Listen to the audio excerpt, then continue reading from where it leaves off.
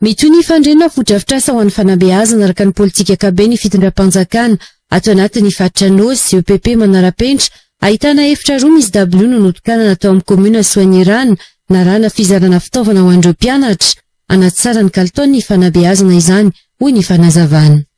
Hitatsika ao anatin'izay ezaka izay ny fametrahana ny fitsinjaram-pahefana tena izy miainga avy aty fotony miaraka amin'ny komuna nanolotra an'izao nametraka ho lahara-pahamehana ny komuna ny Soanirana tao amin'ny subvention izay nomenan'izy ireo dia nanaovana an'izao fotodrafitrasa sekoly izao. Ampy amin'ny fampandrosoana ny fotony ary indrindra fanamafisana ny fitsinjaram-pahefana tena izy ny fanomezana fotodrafitrasa ho an'ny faritra tahaka izao. Notanterahana ny Andro lasa teo ny fanokanana ity fotodrafitrasa vaovao ity.